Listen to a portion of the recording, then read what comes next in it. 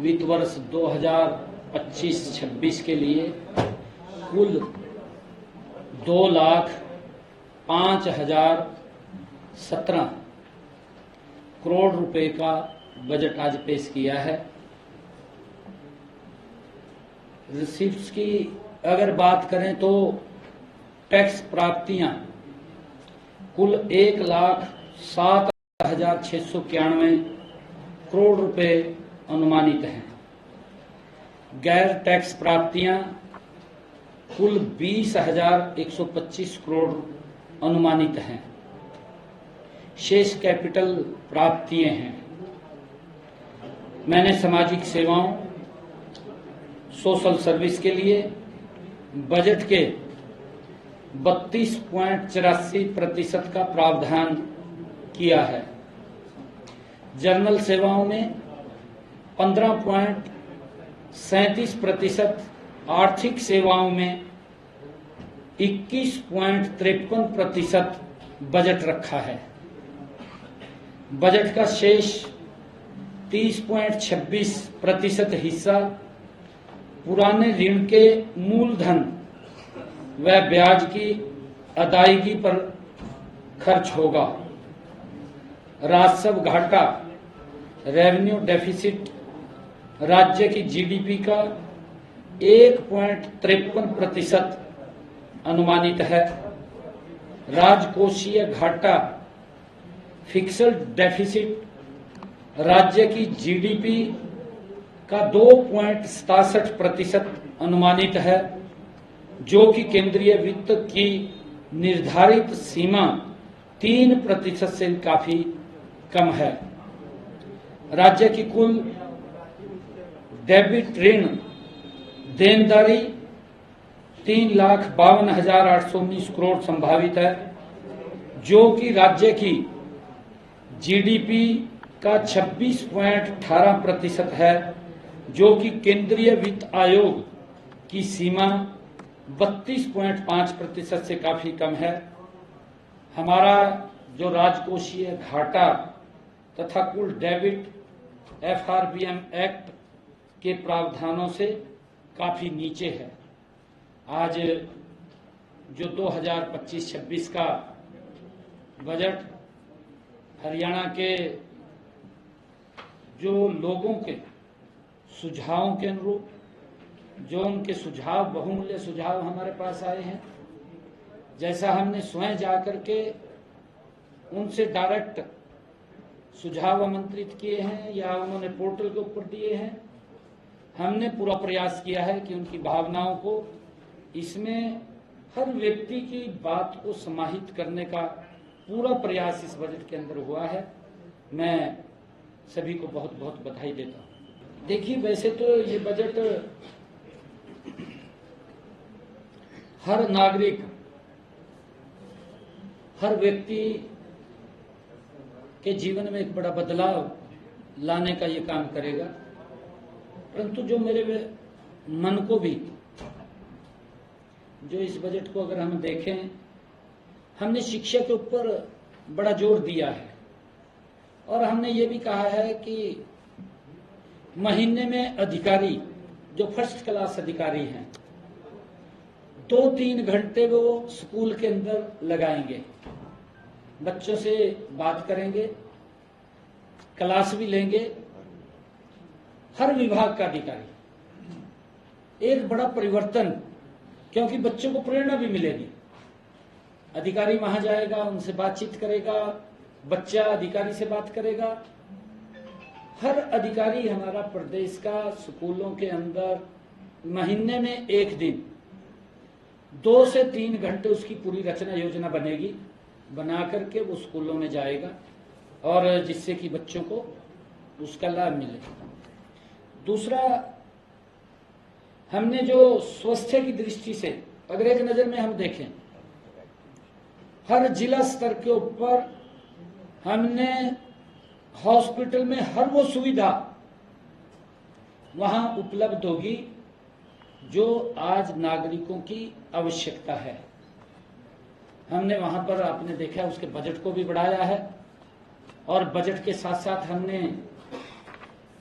वहां पर इंफ्रास्ट्रक्चर को भी देने की बात अपने बजट में कही है।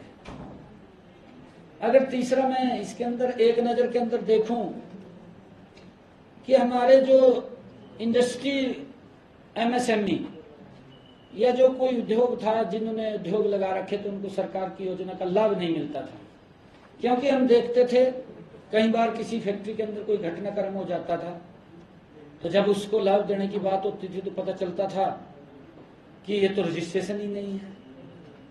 तो हमने ऐसी सब उसके लिए एक पोर्टल की व्यवस्था की, उसके ऊपर रजिस्ट्रेशन करेंगे और वो उसको जिस प्रकार से हमने आदरणीय मनोहर लाल जी ने अनऑथराइज कॉलोनियों को ऑथराइज करने का एक अभियान चलाया था, अब हम इन अनऑथराइज एमएसएमई और इंडस्ट्री के लोगों को ऑथराइज करने का ये अभियान चलेगा। इसका बड़ा लाभ उनको मिलेगा और मुझे ये भी खुशी है कि हमने इसके साथ जो हरियाणा प्रदेश के अंदर 50% की आबादी महिलाओं की है, उसके लिए जो हमारे विपक्षी दल भी बड़े प्रखरता से इस बात को उन्होंने महामहिम राज्यपाल महोदय के अभिभाषण में उठाया है, कहीं तो क्वेश्चन भी लगे। हमने कहा कि हम इसका प्रावधान कर रहे हैं। अभी हमने इसकी विंडो खोली, इसके बजट का प्रावधान किया है 5,000 करोड़ रुपए का और उसकी सारी रचना योजना बनेगी। इसको रचना योजना बना करके कैबिनेट के अंदर ला करके इसकी पूरी एक प्रक्रिया बना करके हमारी सरकार की सोच है कि हमने जो कहा है यही तो मोदी की गारंटी है। मोदी की गारंटी यही है, कांग्रेस की गारंटी में कुछ नहीं है, खाली है। नहीं देखिए, इसी साल हमारा जल्दी से जल्दी है इसको, परंतु फिर भी क्योंकि रजिस्ट्रेशन भी होगा, उसका वेरीफाई भी होगा, उसका एक क्राइटेरिया भी बनेगा। क्राइटेरिया के अंदर हम चाहते हैं कि गरीब व्यक्ति तक डायरेक्ट उसके पास, महिला के पास पैसा पहुंचे। ये व्यवस्था हमने खड़ी करनी है और उसको लेकर के हमने आज बजट का प्रावधान किया है। इसका बड़ा लाभ हमारे प्रदेश की गरीब बहनों को वो मिलेगा। 1 अप्रैल से नहीं मिलेगी, इस साल किसी महीने से मिलेगी, 1 अप्रैल से नहीं मिलेगी, किसी महीने से इस साल मिलेगी, शुरू हो जाएगी। नहीं अभी मैं शुरू से मैं क्या बात बोलता था, गारंटी है, गारंटी है। हमने ये कहा था कि इस बजट के अंदर हम प्रावधान कर रहे हैं, हमने प्रावधान कर दिया, हमने विंडो खोल दी, 5,000 करोड़ रुपए उसके लिए रिजर्व कर दिया है। ज्यादा जरूरत पड़ेगी, मैंने कहा है कि अगर जरूरत पड़ी और बढ़ाने की तो उसको बढ़ाएंगे। हाँ, वो अधिकारियों को बोल दिया है, इसका सारी प्रक्रिया चालू हो जाएगी, गति से चालू होगी। जब ये सारा प्रावधान ऐसा है, नहीं ये खोल दिया, देंगे हम, इसी वर्ष में देंगे, इसी वर्ष से शुरू हो जाएगा। क्योंकि अभी कैबिनेट के अंदर ये बात आएगी, कैबिनेट के अंदर इसके क्या क्या बिंदु अधिकारी बना करके कैसे कैसे इसको हमने करना है वो करके लेकर के आएंगे, उसका रजिस्ट्रेशन चालू होगा।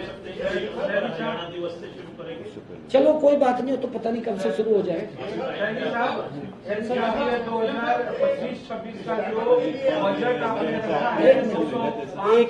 एक मिनट एक करके बोलेंगे तो मैं आपको एक और बात बता देता हूँ।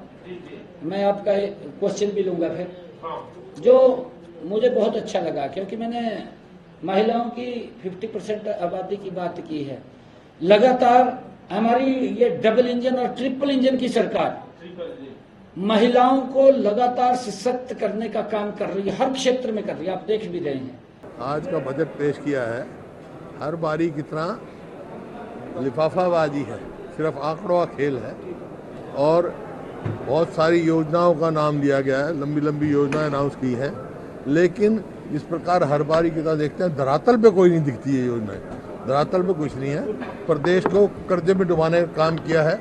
अब जो कर्जा जो है प्रदेश पर 5,16,00,000 करोड़ हो जाएगा। इसका मतलब ये है कि जो सीमा है 33 पॉइंट GSDP से वो बढ़कर 42% हो जाएगी। तो डेट ट्रैप में की तरफ कदम जा रहे हैं, क्योंकि देखिए किसी भी प्रदेश के विकास के पैमाने होता है बजट का कि शिक्षा में क्या दिया है, स्वास्थ्य में क्या है, कृषि क्या है, ये मुख्य वो है विभाग। शिक्षा में नेशनल जो एजुकेशन पॉलिसी है उसके मुताबिक जो है कम से कम 6% GSDP का देना चाहिए, और ये आज जो बजट पेश किया गया उसमें कुल 2% का प्रावधान किया है। इसी प्रकार से स्वास्थ्य में 8% का होना चाहिए, इन्होंने 6% भी नहीं किया, तो जो है जो राष्ट्रीय पैमाने है उससे भी कम है। और कृषि पर जो 70% लोग निर्भर हैं, कुल 3% उसका 3% को किया है और कर्जे में प्रदेश को डूब दिया। तो ये बजट जो है सिर्फ आंकड़ों का खेल है, कोई प्रगति की तरफ कोई इनका कदम नहीं है। वो किया है उन्होंने, तो मैंने कहा है वो बताएंगे। अब मुख्यमंत्री जी ने कहा है कि हम क्राइटेरिया बताएंगे, भाई सारे महिलाओं को देंगे, कोई क्राइटेरिया बनाएंगे, कब देंगे, ये सब बात आ नहीं है, वो बताएंगे, जवाब में देंगे। अब PWD का भी नहीं बताया, बहुतों को घटाया, वो तो विश्लेषण की बात है। शिक्षा में भी घटाया, चिकित्सा में भी घटाया, PWD का बढ़ा नहीं है, जो जन हित के जो डिपार्टमेंट है किसी का बढ़ा नहीं यार। मतलब जितना कर्जा देना है और किस्त देनी है, इन्होंने इंटरेस्ट देना है, उतना कर्जा ले लिया, जितना इन्होंने देना है किस्त और ब्याज, उतना कर्जा ले लिया इन्होंने, तो कोई मतलब राहत की तरफ नहीं। 60 हज़ार के करीब देना है उन्होंने ट्रांसपोर्ट, मतलब कर्जे का जो इंस्टॉलमेंट एंड इंटरेस्ट, और 70,000 करोड़ लिया, 10,000 करोड़ का बच्चा नहीं। भाजपा का लगातार विस्तार हो रहा, संगठन विस्तार हो रहा, कांग्रेस कब करने जा रही है अपना विस्तार, संगठन कब करेगी? करेगी जो बता देंगे आपको। लेकिन ये फ्यूचरिस्टिक बजट पेश किया गया है, ये प्रधानमंत्री नरेंद्र मोदी जी के विकसित भारत के विजन को मद्देनजर रखकर बनाया गया है। मुख्यमंत्री जी ने इसको बनाने से पहले लगभग 11,000 सुझाव मुख्यमंत्री जी के पास आए हैं, उनका अध्ययन करने के बाद इस बजट को बनाया गया। और मैं समझता हूँ कि हर वर्ग को, हर क्षेत्र को, हर क्लास को हरियाणा के चप्पे चप्पे तक विकास पहुँचाने के लिए इसमें प्रावधान किए गए हैं। और मैंने बहुत बजट देखे हैं, मैं समझता हूँ कि ये उन सबसे बेहतरीन बजट है। देखिए, बजट में तो बताया ही जाता है, जो कुछ किया आज तक वो भी बताया हमने कि ये हमने कर दिया। अब कांग्रेस तो अपने समय में कभी कुछ करती नहीं थी, इसलिए उनको तो सिर्फ ऑब्जेक्शन करने के सिवा उनके पास कोई काम नहीं। देखिए, ऊर्जा विभाग का ये हमारा जो बजट होता है, हमारी अपनी भी रेवेन्यू बहुत ज़्यादा होती है, और ऐसा कोई घटाया नहीं है। जो हमने प्रावधान किए थे वो सारे रखे गए हैं इसमें। हरियाणा प्रदेश के वित्त मंत्री जो मुख्यमंत्री भी हैं, उन्होंने बजट पेश किया 2,05,1729 करोड़ का, जो कि पिछले बजट से 13.7% फालतू है। इस हिसाब से जो सरकार की इच्छा होती है, हर एक व्यक्ति ये चाहता है कि अच्छी शिक्षा मिले, अच्छी चिकित्सा मिले, अच्छी सुरक्षा मिले, परंतु इस बजट में आंकड़ों का खेल करके दिखाया गया। नहीं तो जो एवरेज बढ़ा है 13% 7, शिक्षा में बढ़ा है लगभग 9%, हेल्थ पे बढ़ा है लगभग 8%, पब्लिक हेल्थ पर 1.6, होम में 12.6, ट्रांसपोर्ट में 9.7 और इरिगेशन में 10.7। मतलब जो मुख्य आपके हैं जिनसे प्रदेश चलता है, उन सब में बजट का औसत से घटा है। यानी कि कर्जा की किस्त बढ़ी है, मेन चीजें हैं शिक्षा, चिकित्सा, सुरक्षा, पब्लिक हेल्थ, ट्रांसपोर्ट, होम, सब में बजट घटा है। बिल्कुल नहीं, किसी चीज में विकास कैसे होगा? 10% बजट का कैपिटल एक्सपेंडिचर में जाएगा, तो बाकी विकास क्या है? जो भी कैपिटल एक्सपेंडिचर होता है वो होता है कि क्या मूल ढांचा बनेगा, उसमें तो बढ़ोतरी हो ही नहीं रही। कर्जे बढ़ रही है और कर्जे की किस्त चुकाने में बढ़ोतरी हो रही है। 2,05,000 करोड़ से भी ज़्यादा का बजट माननीय मुख्यमंत्री महोदय ने पेश करने का काम किया है, जिसको हर वर्ग को टच करने का काम किया है। जो संकल्प पत्र में जो वायदे किए थे उसको भी पूरा करने का काम जो किया है, और हरियाणा प्रदेश को और ज़्यादा विकास की गति देने वाला बजट ये मैं कहूँगा। और जो लाडो लक्ष्मी योजना जो 2100 रुपये महिलाओं को देने की बात थी, उसके लिए भी 5000 करोड़ का इसमें प्रावधान रखा गया है और वो ओपन रखा गया है कि अगर उसमें ज़्यादा की जरूरत पड़ेगी तो ज़्यादा भी लिया जाएगा। विपक्ष को ये दिखाई नहीं देगा, क्योंकि विपक्ष तो केवल और केवल विरोध करने का काम करता है, उनको कोई पॉजिटिव चीज़ कोई दिखाई दे ही नहीं रही है। निश्चित तौर पर बहुत ही ज़बरदस्त और हरियाणा को नई ऊंचाइयों पर ले जाने वाला बजट जो है पेश करने का काम किया। देखिए, बजट आज मुख्यमंत्री जी ने बहुत बढ़िया पेश किया। 3 घंटे लगे बोलने में। सारे प्रदेश के लिए, सबके लिए ये अच्छा बजट है। विपक्ष का तो कहना ही ऐसे ही होता है ना, विपक्ष तो बोलेगा ऐसे ही। विपक्ष का तो कोई काम ही यही है। देखिए भाई, एक गौ अभयारण्य बनाने की घोषणा हुई आज। जितने बेसहारा पशु हैं हर जिले में 150 एकड़ का कम ज़्यादा का भी हो सकता है, गौ अभयारण्य बनेगा, उससे निजात मिलेगी। और आने वाले टाइम में एक बहुत बड़ा अच्छा दूध का सेंटर बनेगा।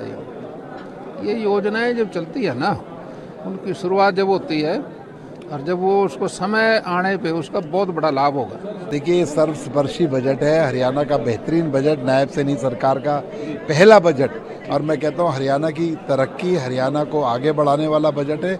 और इसके अंदर उद्योगपतियों को, व्यापारियों को, किसान को, जवान को, खिलाड़ियों को, हर किसी को, इसमें कर्मचारियों को, हर किसी का ध्यान रखा गया है और हर किसी के लिए कुछ ना कुछ अच्छी चीजें इस बजट के अंदर। विपक्ष तो इस तरीके की बातें करेगा, लेकिन उन्हें भारतीय जनता पार्टी की कार्यशैली के बारे में भी अच्छे तरीके से पता है। जो कहते हैं वो करते हैं। आपने देखा विधानसभा चुनावों के अंदर जो बातें करी थी, 19 बातें पूरी भी कर दी हैं। और इस बजट के अंदर जो लाडो लक्ष्मी योजना थी, जो एक महत्वपूर्ण योजना थी, उसके लिए भी 5000 करोड़ का बजट रखा गया है। प्रोविजन के बावजूद ये कहा गया है कि जो भी नियमावली कहेगी उसके तहत चाहे कितने पैसे लगेंगे उन्हें देने का काम हरियाणा सरकार करेगी। रस भरा बजट है।